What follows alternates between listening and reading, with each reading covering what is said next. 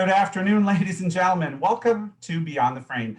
My name is Jay Nephew, and I'll be your host for today's session. With me today, I have a wonderful guest, Mr. Tim Voss from Sequoia Pro Bowl in Columbus, Ohio. Welcome, Tim. Hi there. Welcome. Good to be with everybody. Yes. We'll see. I'll watch on the side here to see who joins us, and we'll get some shout outs without any doubt for sure. So I just got to turn the volume off on that so I don't hear myself talk. Yes. Today we're talking with Tim about his business in the current state of our business world, shall we say. And I chatted with Tim just for a few minutes before we went online here, and I asked him a couple of, basic questions that I had wanted to know about him. I said, Tim, how's it going for you? What's been happening? Are things good with you? And he answered, yeah, things are doing okay. We've got a great plan in place. Tim, tell us about what you did to prepare to reopen and how your customers have received that. I'd be glad to do that.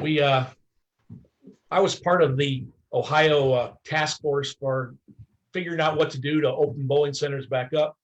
And so I had insight into a lot of the things that the state was asking for from organizations. And so have put together, I think, a complete package that includes the plexiglass shields at all of our counters, and actually have gotten a lot of appreciation for doing that from both the staff and the customers. Everybody's seen dots. We have dots that guide people as to where to stand, and not only in line at the counters, but also up at the approach, so that if the person is standing on, we've got two colors of dots, a yellow dot and a white dot. If there's a yellow dot bowler up on the lane next to you, only a yellow dot bowler on the other lane can stand up, and vice versa. There's a white dot. And so interesting system. Nobody can stand up with a yellow and a white dot at the same time, which makes it kind of clear as to what's the proper standing order or preparation to bowl order. We also realigned our entire concourse. We took the countertops that we had our spare balls stored in, our house balls stored in, and we created a ballroom with all the sanitized product in it. We give customers gloves to go and check those out, and then when they're done with those, they return them to bins, and our staff sanitizes them, puts them back in the sanitized ballroom.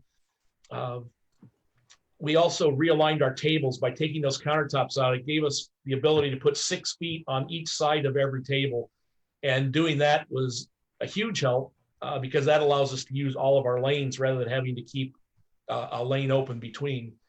Sure. What I like about what you did was you had the room to do this. So, if you have a smaller center and you do have an extra storeroom, or you've got the place to do this, I think it's a great idea to remove the house balls from the concourse so that they're not willy-nilly out there. And even though you sanitize them, people don't necessarily know that, and have a separate storage area where they get returned and re-sanitized and used. I think that's genius. That puts the mind at ease for most customers that these particular items have been sanitized. And, based on what we see from our other owner operators that we've been talking to, that's what the customers are looking to make sure is happening. Are you following the guidelines to make this a safe environment? So then let me move to this. Has your communication to your customers shifted slightly from here's what we have to offer to here's what we're doing to make your environment safe? And if so, what do you focus on there? Yeah, it's really interesting because when I bought my bowling center, we were looking to try and position ourselves as what do we stand for? And over the course of time, that developed into a statement of work hard, play hard. You work hard, come here and play hard. And that kind of implies we're going to let you go out on the edge. We're going to rein you back in if you go too far, but we want you to have fun here. And so when it came time to telling people that they have to sit so that they stay 6 feet apart rather than standing in little groups of people, it was really contradictory. But it's amazing that there is a general concern about what's going on in the population, even though you hear a lot of people say this is nonsense. But correct. I think most people don't believe that. And so there's really appreciation of all the steps that we've taken to separate people in the center. And so they're resonating. Yeah, the announcements are really important.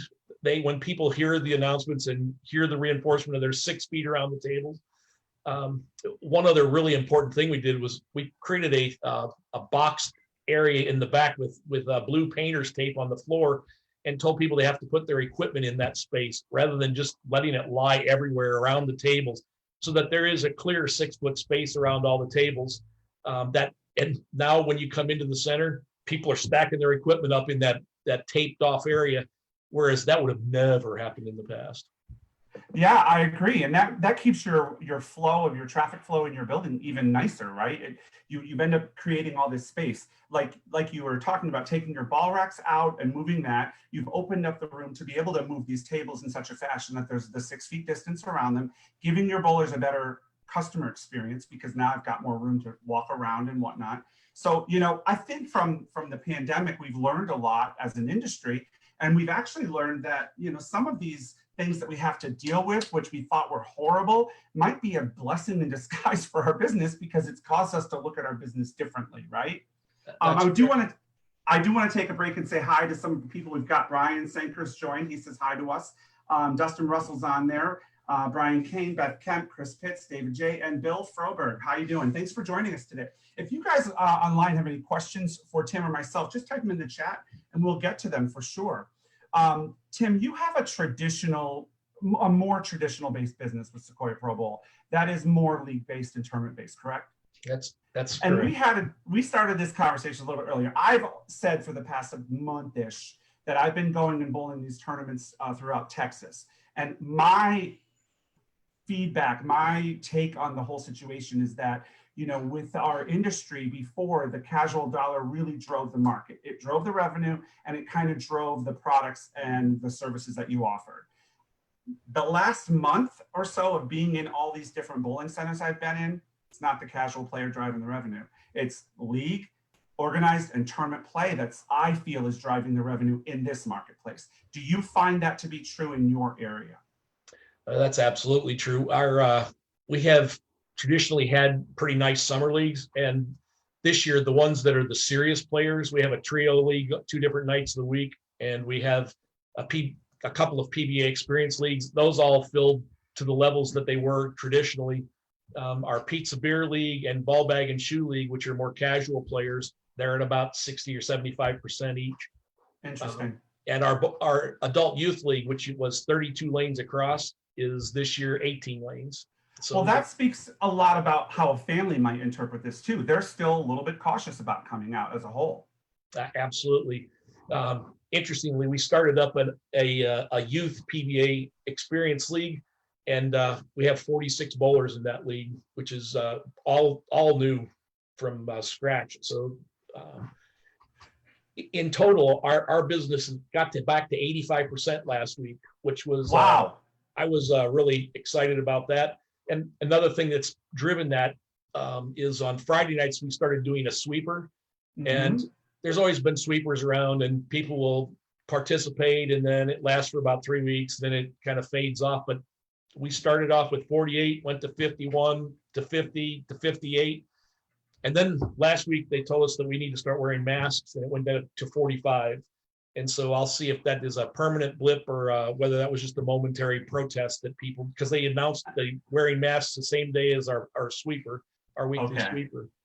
So I bet it's going to be just a temporary downfall, because what's going to happen, and what I've seen happen with some of these other facilities here, some required masks at the door, some didn't for a while. And now obviously Texas is a state where the governor, didn't mandate masks, but recommends them, and he gave the orders to the local authorities to do it. So more of the bigger cities, it's mandatory when you're in. And I see bowlers kind of complaining and giving pushback at first, but we have a sweeper on Monday night here last night at a small center, a little 24-lane center, and he had 42, 43 entries last night again. And there you must wear the mask unless you're on the approach throwing the ball, or with a cup to your mouth or a food to your mouth. If you're just sitting down, you got to have the mask on. And week number 1 was a problem, week 2, no problem, everybody's fine. So I think there's just a little bit of a curve there that people need to get comfortable with that. When you said that you had those, when you created the PBA Experience League for the kids, that kind of fits right into the narrative of the competitive scratch bowlers driving the revenue. those kids that are bowling that league are the junior gold players. They're the league players that need that practice, the collegiate or potential collegiate or future collegiate players wanting to be at that level. And so that does fit the narrative nicely there. So good for you for doing that. What has been your biggest hurdle to communicating with your customers, do you think? Oh, I think just the trepidation. The communication's been no problem. In fact, Facebook is just, it's a daily thing now. There's constant stream of communication on Facebook. So I think that's enhanced communication that will be that way for the long term. But just the issue of concern about, is it safe to come in? And the good news is when people come in and see how we've opened up the space in the center, there's been a tremendous amount of positive goodwill being created, I think, by that. And they've been to other centers where people haven't done as many of the things as we did and have said that to me. Said, and you've got that feedback. More. Yeah. Good for you. Are you broadcasting or live streaming any of your sweeper finals? No, we've not done that, but maybe we should. Maybe this week you will. Yeah, you just turn your phone on and put it up there and do, have a little commentary with it if you want, or just let it be there. I think, what I've also seen on social media is the message has changed, obviously. If you look at the totality of the messages from everyone, you'll see that this big push is on to show them we are safe. We're doing the CDC guidelines. We're sanitizing everything. You should feel comfortable here. Does that translate to getting the customers through the door? Maybe, maybe not. For a segment of the population, no matter what your message is, they're still not ready to come back, right? But for the segment that is ready to come back, that message is important. And I think, you've really done a good job with that. I've looked at some of your social media and saw that you posted pictures of what you're doing. You're talking about the distance guidelines and you're showing, samples of that. I think a video of your finals would be a great complement to that, where they see it in action. So I'll look for it this Friday night online if it shows up. Seeing people with masks on might make other people, as long as it's going well, make people feel better about it, that it is actually happening. It's the new way we have to live our life, for at least temporarily. And, it is what it is, right? So if you want to bowl and you want to enjoy yourself and you want to make sure everybody's safe, just put the mask on. It's not the end of the world, right? That's right. You're not having to vote for Kim Jong-il or some other dictator that you think is terrible. That's not what that means. That just means I'm keeping me safe and my people safe. So it's not political. That's the hard part. Facebook, you said Facebook blowing up, right? What do you think about the conversations on there that are not helpful? They're just as valuable as the ones that are helpful, and they're almost more impactful sometimes. So I think it's really important for you as an owner operator, us as an industry, to keep pushing the positives forward, to drown out some of those not so positive messages that we see there. I think that's clearly happening. When somebody is negative, usually there's somebody who comes back and says something that quiets that down. And I don't think there's nearly as much negative as there was earlier. No, there's not as much as there was, but there's still plenty to go around. I want to talk to you about some of your ancillary revenue areas that you have in your business. You're not just a bowling center. You have the volley park. You've got Izzy's Barefoot Bar, which I'm desperately wanting to go to because it looks awesome. You got the Bowler's Grill. You got the game room. You have euchre tournaments. I haven't played euchre in forever. That's the best game. That's the best game ever. Is that still popular for you guys? Actually, yeah, they had to shut down for a period of time, but we went in and we marked the tables in, because that's played inside. We marked the tables inside, which were spaced 6 feet apart, and they're playing with about half the crowd that they had during the normal part of the year. But they're still able to congregate, still able to have the events. Oh, absolutely, and it's still food and beverage revenue, and that's what you're looking at, right? And that's the reason for doing that. We don't make a lot of money on the actual playing of euchre, but we do sell a lot of food and beverage. Our volley park outside is where Izzy's Barefoot Bar is, and the volleyball business was held up actually for about 4 weeks longer than bowling was for some reason. But anyway, now that it's open, we have a good complement of indoor and outdoor, and we promote to the bowlers, when you're finished bowling, join us outside because there's lots of social distance space in the volley park. We've got all the tables at minimum 6 feet apart, and it's a huge area. And so it has turned into a growing bar business outside, both from people just looking for a place to go that's socially distanced, and for bowlers who are hanging out when they're done. And we are a social being. We need to be around people. Even if it's 6 feet away, we still need to be around them. So I think there's value in getting people back to some sense of normalcy and feeling like, okay, there are other people in this world that are going through this with me, and I can safely go, forget about life for an hour or two, have a couple of drinks safely, and enjoy myself. You know, Right. Kudos to you for making that happen, Tim. I appreciate it. I do want to talk about some of the resources we've got available on cubicaamf.com. If you are just joining us now, the Beyond the Frame group is really meant to bring best business practices to owner and operators, not just of bowling, but of all entertainment facilities, really, because there's something to be taken away. We learn from the other industries, they can learn from us too, right?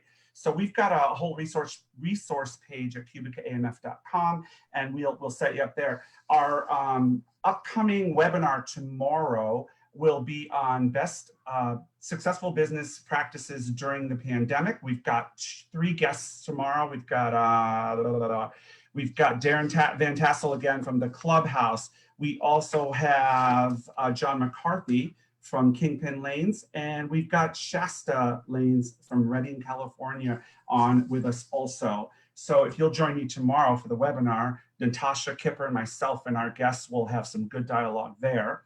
And next week, we'll be back with 2 more shows on Beyond the Frame. Dottie Sanmartin will be your host for at least one of them, if not both.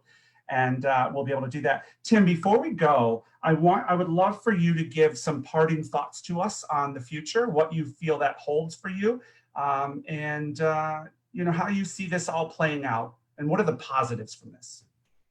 We're going to get our league bowlers back for the fall, which is the big next step. And I believe that all the things that we've done to be first and foremost visible, doing the right thing, is going to have big payback when it comes to people being comfortable with coming back with leagues. It's been a lot of work, and some people would say you've been better off just staying closed. But I don't think so. I think having been open and creating putting a good foot forward has been a tremendous thing. And we're going to keep the things that we've learned, like having the area taped off for the equipment in the back. I think that's great. I love that. It makes the center so much nicer to be in, not tripping over a ball every time you try and get somewhere is just a great thing. And I just think the spacing of the center has just been it'll make it a more pleasant place to be in the future. For sure. Well, I appreciate your time today, Tim. I wish you and Sequoia Pro Bowl the best of luck. We'll check in with you again, hopefully in the future. Maybe we'll have you on a webinar as a guest, as a panelist. And, you know, I want to see that video on Friday night of your sweeper finals. So I hope you do that. Yes, I hope you do that. Thanks for being with us today, Tim. Thank you to our viewers for watching. Join us again soon for another episode of Beyond the Frame, and we'll see you tomorrow on our webinar. For Jay Nephew and Cubica AMF and Tim Voss, thank you and have a wonderful week. Until we meet next time, we're going to keep you in the right frame of mind. Take care now.